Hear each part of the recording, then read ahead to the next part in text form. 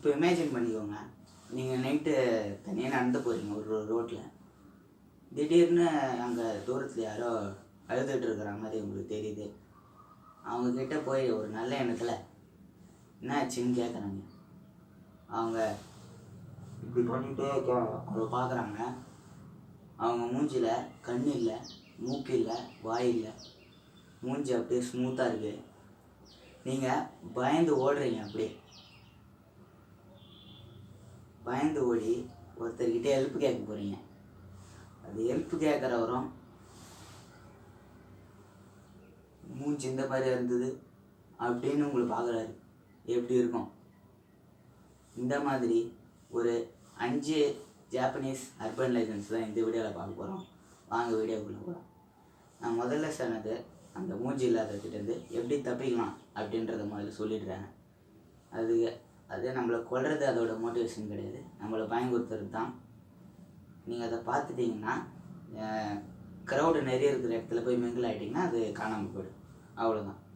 ஆனால் பார்த்தீங்கன்னா செம பயமாக இருக்கும். நீங்கள் பயப்படுறது தான் அதுக்கு தேவை, மற்றபடி அது உங்களுக்கு கொள்ளாது. அடுத்து ரெட் பேப்பர், ப்ளூ பேப்பர். இப்போ நீங்கள் ஜப்பானில் இருக்கக்கூடிய ஒரு பப்ளிக் டாய்லெட்டில் லாஸ்ட்டில் இருக்கிற டாய்லெட்டில் போய் உட்காந்துருக்கீங்க.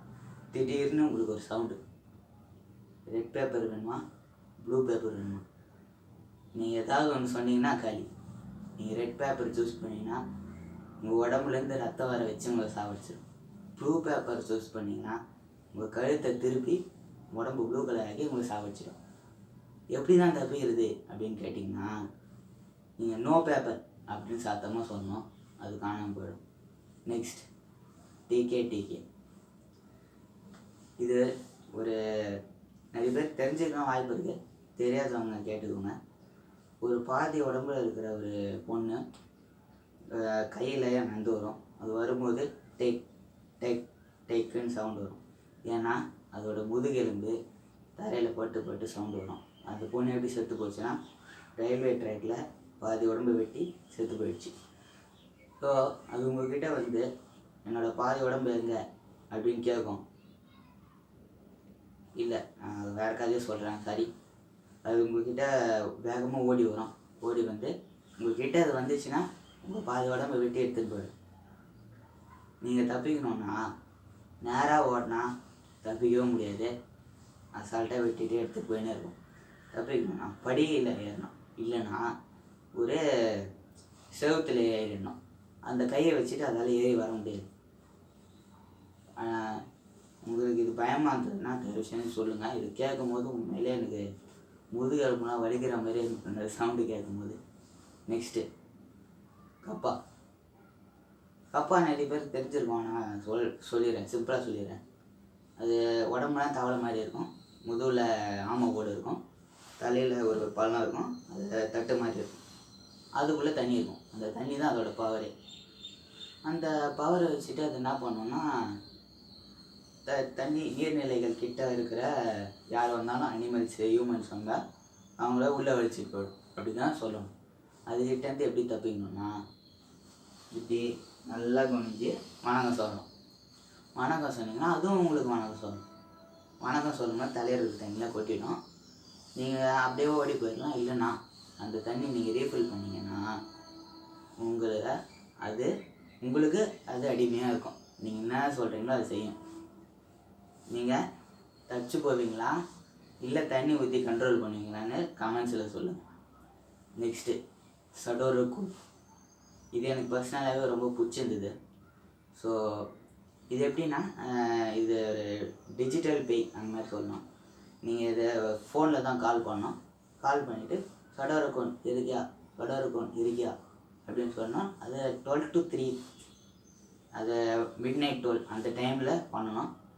அது கொஞ்ச நேரம் கழிச்சு கால் பண்ணி அதுவே கால் பண்ணணும். உங்கள் ஃபோனுக்கு கால் பண்ணி என்ன சொல்லணும்னா, நான் பஸ் ஸ்டாண்டில் இருக்கேன் அப்படின்னு சொல்லணும். அடுத்து உங்கள் வீட்டு வாசலில் இருக்கேன் அப்படின்னு சொல்லணும். கடைசியாக உன் பின்னாடி நிற்கிறேன் அப்படின்னு சொல்லணும். பின்னாடி நிற்கிறேன்னு சொல்லும்போது உங்களுக்கு பின்னாடி திடீர்னு சில்லுன்னு ஒரு ஃபீலிங் ஏற்படும். ஒரு உருவம் நிற்கிற மாதிரி உங்களுக்கு ஷோல்டரில் ஃபீல் ஆகும். ஸோ அப்போ நீங்கள் திரும்பி பார்த்தீங்கன்னா கதை காலி.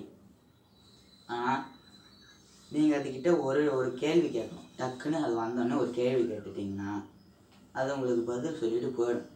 அவ்வளோதான். நீங்கள் இன்னொரு தடவை அதை கூப்பிட்டிங்கன்னா உங்கள் கண்ணு முன்னாடி அது வந்துடும். வந்து உங்களை சாவடிச்சு கூட்டின்னு போயிடும். இதோட ஆரிஜின் ஸ்டோரி ரொம்ப நல்லா இருந்தது. நான் உங்களுக்கு இன்னொரு வீடியோவில் வேணா போடுறேன். எனக்கு இந்த வீடியோவுக்கு 100 லைக்ஸ் 1000 வியூஸ் வந்தால் கண்டிப்பாக போடுறேன். கடைசியாக த கேப் கோஸ்ட். இது உண்மையில உங்களை நைட்டு தூங்கக்கூடாது. நம்ம வீட்டில் இருக்கிற சின்ன கேட்ஸ் அது நீங்கள் நைட்டு இருட்டில் பார்த்துட்டே இருந்தீங்கன்னா அதுலேருந்து ஒரு பேய் ஹைட் அண்ட் சீக் அப்படின்னு கேட்கும்.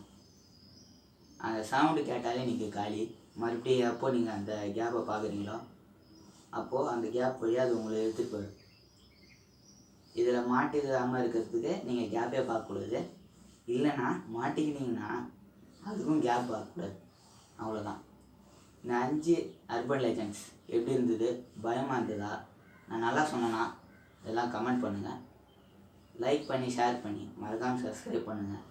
இந்த வெயிலில் இந்த மாதிரி கோட் போட்டு இப்படி பேசுகிறதுக்கு தயவு செஞ்சு சப்போர்ட் பண்ணுங்கள்.